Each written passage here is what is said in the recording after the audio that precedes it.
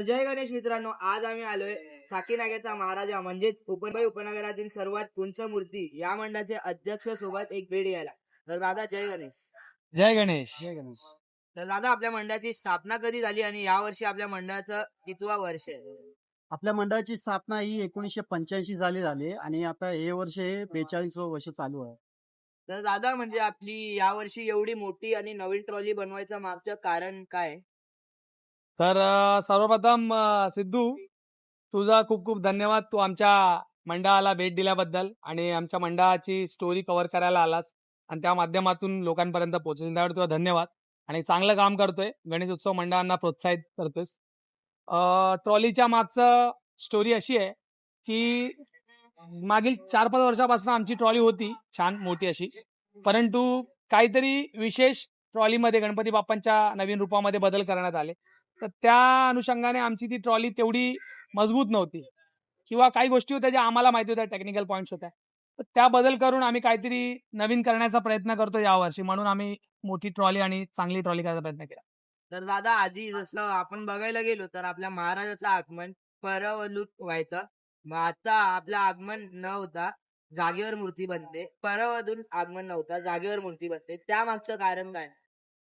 नाही बघ, विषय असा आहे ना की आम्ही, मला वाटतं मागील 3-4 वर्ष झाले असतील आम्ही आगमन परेड वर्कशॉपवरनं बंद केलेलं आहे. त्याचं मेन कारण असं झालं आम्हाला की ज्या वेळेला आम्ही परेड वर्कशॉपला दादांना, मूर्तिकारांना मूर्ती बनवायला बोलायचो, तर त्यावेळेला परेडवरनं साकी नाका हे कमीत कमीत मला वाटतं एक 18 किलोमीटरचं डिस्टन्स असेल. हे डिस्टन्स आम्ही जेव्हा पार करतो बाप्पांना, जेव्हा आम्ही इथे घेऊन येतो ना, तर त्यावेळेला आम्हाला अनेक झाडं, अनेक वायरी, या गोष्टींचा आम्हाला एक समोर जावं लागायचं. आणि तिकडनं आणताना ना उंचीची एक मर्यादा असते, म्हणजे अमुक एक पर्टिक्युलर उंचीपेक्षा वर तुम्ही जाऊ शकत नाही, कारण तुम्हाला ब्रिजेस आहेत, त्या गोष्टी लागतात. आणि जशी आमच्या गणपती बाप्पांची ओळख झालेली आहे मंडळाची, मुंबई उपनगरात सर्वात उंच, म्हणजे ते तुम्ही लोकच म्हणता, आम्ही तर नाही म्हणत, आम्ही काय असं कॉम्पिटिशन करत नाही, पण एक ओळख झालेली आहे, आम्हाला पण बरं वाटतं. तर ती ओळख आम्हाला आता समजा कंटिन्यू ठेवायची आहे, तर आम्हाला काहीतरी नवीन करायचं होतं. त्या रिस्ट्रिक्शनमुळे हाईटच्या मोठं करता येईल गणपती बाप्पांना जागेवर केलं, म्हणून आम्ही ती बदल केला. तर दादा, आपलं मंडळाचं केपी म्हणजेच कृणाल दादा पाटील यांच्यासोबत रिलेशन व बॉन्डिंग कसं आहे? बघायला गेलं तर आमचं मंडळ सुरुवातीपासूनच म्हणजे खूप फ्रेंडली मंडळ आहे, असं मी माझ्या मंडळाबद्दल सांगेन. सगळ्याच मूर्तिकारांबरोबर खूप चांगली रिलेशन आहे. पण दादांबरोबर बोलायचं झालं ना, तर झालं असं की 2016ला आम्ही म्हणजे मूर्तिकारांमध्ये बदल करायचा विचार केला होता आमच्या मंडळाच्या नवीन टीमने. तर आपण मोठी मूर्ती आणायची आणि काहीतरी अजून चांगलं करायचं. त्या अगोदर पण मोठे आणत होतो, पण आता काहीतरी अजून नवीन करायचं. तर आम्ही मूर्तिकार करायचं म्हणून आम्ही कार्यशाळा म्हटली की परेड वर्कशॉप, परेड वर्कशॉपात गेलो. तर त्यावेळेला परेड वर्कशॉपमध्ये पण ना अनेक मूर्तिकार होते, म्हणजे खातू खातू सर झाले आपले, परत ते निखिल खातू त्यांचे दुसरे बंधू, सतीश दादा होते, राजन जाड होते, असे सगळे तिथे अनेक मूर्तिकार आहेत.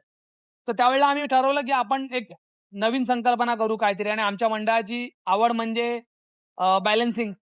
तर त्यावेळेला त्याची सुरुवात होती, तर आम्ही त्या गोष्टी शोधायला गेलो मूर्तिकार म्हणून. तर संकल्पना अनेक पाहिल्या, अनेक मूर्तिकारांना भेटलो, पण त्यावेळेला एक युवा आणि जिद्दीने, नवीन चिकाटीने काम करणारा आम्हाला कुणाल दादा त्या वर्कशॉपमध्ये भेटला. मला वाटतं दादांचा पण आम्ही तिथे जाण्याच्या अगोदर 1-2 वर्षापासून दादा वर्कशॉपला आला होता. तर मग दादांशी आमची भेट झाली.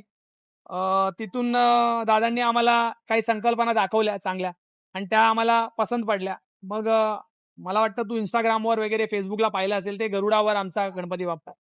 मग तेव्हापासनं जी संकल्पना आम्हाला हवी होती आणि ती संकल्पना जशात तशी प्रत्यक्षात उतरवली ती दादाने, तेव्हापासून आमचं एक चांगलं दादाबरोबर बॉन्डिंग बनलं. मग त्यानंतर कंटिन्यू होत गेलं.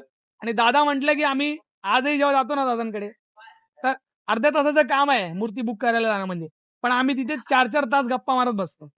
दादांबरोबर एक वेगळंच रिलेशन आहे, एक भावांसारखा मान पण दादा देतो, खूप सुंदर. तर दादा, माझा एक असा प्रश्न आहे की लोकांना सांगा, या वर्षी आपला मुंबई उपनगरातील सर्वात उंच मूर्ती म्हणजेच साकी नाक्याचा महाराजा कृणाल दादा पाटील हे कोणत्या संकल्पनेने घडवला? तर काही गोष्टी मी तुझ्या पॉडकास्टवर सांगू शकतो, तुला सांगू शकतो, कारण तुझ्या माध्यमातून लोकांपर्यंत जाईल. बाकी काही गोष्टी बघायला तुम्हाला 29 ऑगस्टला यावं लागेल, शनिवारी 29 ऑगस्टला 1 वाजता. तर संकल्पना जी काही आहे ती एका नवीन रूपात आणि एका शब्दात मी एकच सांगेन की काहीतरी इतिहास घडणार. घडणाऱ्या दृष्टिकोनाने आम्ही पाऊल टाकतोय. तर आमचा प्रयत्न आहे सुंदर आणि सुबक चांगल्या प्रकारे होईल आणि व्यवस्थित त्यांचं विसर्जन पण करू शकू अशा पद्धतीने आम्ही सगळी संकल्पना. आणि बाकी दादांची अट असते, काही गोष्टी ते आम्हाला पण सांगत नाहीत. तर मग त्या गोष्टी पाहायला तुम्हाला 29 ऑगस्टला वाट पाहावी, तुम्हाला पण आणि मला पण वाट पाहावी लागेल. तर ती त्या दिवशीच कळेल. बाकी नक्कीच काहीतरी सुंदर आणि छान असेल. तर दादा, आपल्या मुंबईत एवढं चांगलं विसर्जन म्हणजे आपला साकीनाकाचा महाराजा या मंडळाची टीम तुमच्यासोबत एवढं चांगलं विसर्जन आपण पार पाडतो, तर त्या मागचं तुमचं काय मत? खरं तर बघायला गेलो तर उंच मूर्ती असे प्रत्येक जण म्हणतात. आणि जर तुम्ही कुणालदादी पाटील यांच्या पॉडकास्टमध्ये जर बघितलं तर त्यांनी हे म्हटलं आहे की उंच मूर्ती हे माणसांनी आम्हाला टॅगलाईन दिली आहे आणि काही टॅगलाईन ही खूप सूट होऊन जाते. तसंच ती आमच्या मंडळाला एक सूट झाली की मुंबई उपनगरातील सगळे उंच मूर्ती, आणि ते आम्ही मानतो पण, आणि त्याचा आम्हाला अभिमान आहे. आणि मला असं वाटतं की प्रत्येकाला प्रत्येकाच्या मंडळाचा अभिमान असला पण पाहिजे. आणि प्रश्न आहे विसर्जनाचा, तर तुम्ही जर आमच्या सोशल मीडियावर जर बघितलात तर विसर्जन ज्या पद्धतीने होतं ते मला असं वाटतं खूप चांगल्या पद्धतीने होतं. आणि तो जो एक क्षण असतो ना, तो मन भावुक करणारा क्षण असतो. कारण तिकडे क्रेनची आम्हाला व्यवस्था असते, सगळं काय असतं, एकदम व्यवस्थित विसर्जन होतं. त्यामुळे आम्हाला कधी असं वाटत नाही की अरे मूर्ती कमी करावी किंवा काय. आम्हाला असं वाटतं की जेवढी मूर्ती उंच आणू तेवढंच चांगलं आहे. तर दादा, जसं यावर्षी आपल्या महाराजाचं आगमन 29 ऑगस्टला पार पाडण्यात येत आहे, तर आपलं आगमन स्थळ बदल करण्यात आलं आहे. तर लोकांना आपलं आगमनाचं स्थळ त्याबद्दल थोडा माहिती द्या. नक्कीच तू खूप एकदम महत्वाचा प्रश्न आता विचारला. सर्व गणेश भक्तांना मी तुझ्या माध्यमातून विनंती सुद्धा करतोय आणि त्यांना माहिती देतोय, सूचनाही देतोय की यावर्षी साकीनाका महाराजांचं आगमन त्यांच्या आम्ही जिथे आपण साकीनाका महाराजांची सेवा करतो, जिथे त्यांचे आशीर्वाद घेतो, म्हणजे साकीनाका महाराजांचा जे मंडप आहे, Samita complex, Sakinaka telephone exchange गल्ली, समिता कॉम्प्लेक्स, येथून सुरुवात होणार आहे. तर विशेषतः आगमन तेथे बदलण्याचं कारण काही गोष्टींच्या अडीअडचणी होत्या आम्हाला पूर्वीच्या आगमनस्थळी नेण्यासाठी. तर ते बदल करून आम्ही काहीतरी नवीन करण्याचा प्रयत्न केलाय. तर तुझ्या माध्यमातून येणाऱ्या 29 ऑगस्टला मी सर्वांना विनंती करेन की नक्की या दुपारी 1 वाजता आपल्या साकीनाका महाराजांच्या आगमनासाठी, पण नवीन स्थळी जेथे आपले साकीनाका महाराजा विराजमान होतात, म्हणजे Samita complex, Sakinaka telephone exchange गल्ली, साकीनाका. तर दादा, जसं आपला साकीनाक्याचा महाराजा मंडळ दरवर्षी खूप काय उपक्रम राखतो, तर यावर्षी आपल्याला काय विशेष बघायला भेटतं? खरं सांगायला गेलो तर उपक्रम म्हणजे जे भाविक इथे येतात त्यांना मोफत पोहे आणि चहा याची सोय आम्ही करून देतो. हा उपक्रम नाहीये, हे एक प्रत्येक मंडळाच्या मुलांच्या मनातून आलेलं एक हे आहे की नाही, प्रत्येक जो पण आपला इथे कोणी भाविक येतो त्याला खरंच त्याला इथे पोट भरावं. किंवा त्यांच्यासोबत एक लहान लहान मुलं येतात की ते रात्री जर तू बघितलंस तर स्टॉल वगैरे काहीच नसतात, वडापाव चहा काहीच नसतं. मग ते जेव्हा आम्ही लहान होतो तेव्हा आम्ही दुसरीकडे जायचो, तेव्हा आम्ही ते एक्सपिरियन्स घेतलेला आहे. त्या माध्यमातून आम्ही हा पोह्याचा उपक्रम चालू केला होता आणि तो सक्सेसफुली आम्ही तो आतापर्यंत चालू ठेवला आहे आणि तो पुढे पण चालू ठेवणार. आणि दुसरी गोष्ट म्हणजे यावर्षी आम्ही अजून काही ज्याच्यानुसार लोकांना त्याचा लाभ घेता यावा असं आम्ही अजून काही उपक्रम करणार आहोत. ते तुम्हाला आमच्या सोशल मीडिया अकाउंटवर नक्कीच पाहायला भेटेल.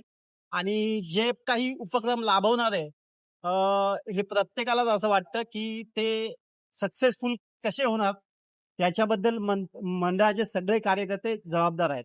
हे आता पाहायला पण जसं गेल्या वर्षी आपल्याला महाराजा बॅलेन्सिंग असा बघायला भेटला, तर यावर्षी काय असणार आहे?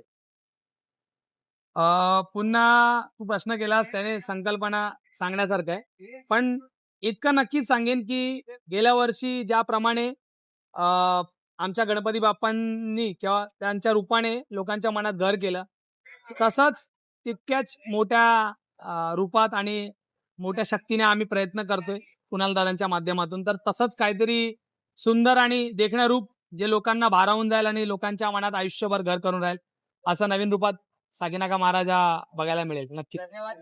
धन्यवाद दादा. भेटूया आता आगमन. गणपती बाप्पा मोरया.